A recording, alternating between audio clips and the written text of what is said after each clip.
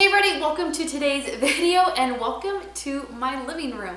If you watched my home tour video about a year ago, yeah, definitely over a year ago, these custom built-ins did not exist, but if you follow me on Instagram, you would have seen my whole Instagram stories that I've done about this. It's also saved in my highlights. This wall is not done though, but if you do follow me on Instagram, you also are kind of up to date with some other things that we have done in this home. It has changed a lot in a year, and I cannot wait to share it with you guys in my home decorating series.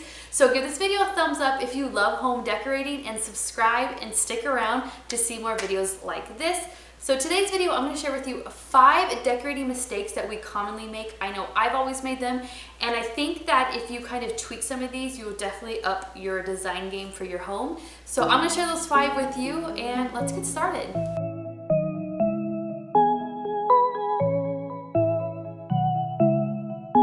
Okay, with places like Rugs USA, boutique rugs, and even like Target, buying an area rug for your home is a little bit more reasonable than it used to be, but buying a rug for your home can also still be pretty expensive.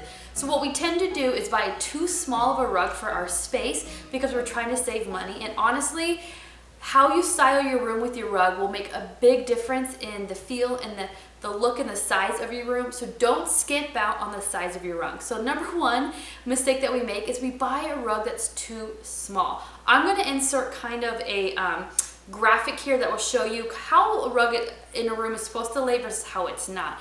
If you have a rug for your living room, all of your furniture in your living room, from your couch to your chairs, should be on your rug. You do not want a rug that lays in front of your couch and is too short for your couch. The front legs of your couch definitely should be on the rug. I have a chair here that I'm sitting on, and the front legs of my chair is on this rug. I have an L-shaped sectional right here, and the legs of that is also on the rug. So sometimes we get a rug that's too small, and it's definitely going to throw off the design of your room. Same thing with your dining room. I think you have a little bit more wiggle room with your dining room, but in general, when you sit down at your dining room and you pull your chairs out, you don't want any of your chairs to be off of the rug. Definitely pay attention to the size of the rug that you're buying. Save a little bit more and wait a little bit longer to make sure you get the right size for the room. Tip number 2 is that these gallery walls became like a big thing a couple years ago. And what you find is that when we start to hang stuff on our wall, we get too many little things and make a big grouping. And I feel like that makes it look a little too cluttered. And so I go more of the mindset of kind of bigger is better. Even in a small space and definitely in a bigger space, I think the bigger art pieces will definitely make more of a statement for that room than if you did a bunch of little ones. So number 3 is sticking with kind of the things that we hang. I think we tend to hang things too high. Now it definitely depends what you're doing. In my dining room, I have not done it yet, but the plan is to kind of do board and batten in there. So the art piece that I have there, I have hung a little bit higher to keep in mind my board and batten. But if I wasn't doing a board and batten, I definitely think that piece of art would be hung a little too high. Usually sometimes as wives, we get our husbands to hang this stuff for us, and they definitely always, 99% of the time, will hang things too high.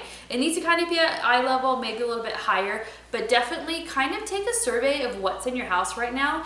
And if it seems a little too high, honestly, I bet if you brought that down maybe even a foot, it will definitely change kind of how it sits on your wall and kind of the look of your room. So take a look around your house, see what you've hung, and see if it might be just a little bit too high, and make that adjustment and see what you think.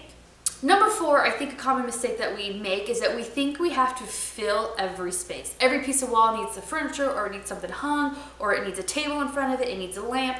We're always trying to fill every space, and I think in order for things to not feel so like cluttered and your room's taken over, kind of pull back a little bit on thinking that every piece of open wall needs a furniture against it or an art piece on it or something right there. Kind of keep it open and see how that feels. Don't always think that you have to cover every little piece and every little square footage of your home. Number 5, when it comes to finding out what your style is, we necessarily don't stick to one style. Guaranteed, your personal style is going to be a mixture of probably 2, 3, maybe even 4 different styles. The problem is that we will watch some design show, some big show on a network and think, that's their style, I love how that looks, I'm just gonna incorporate that entire one style into my whole house.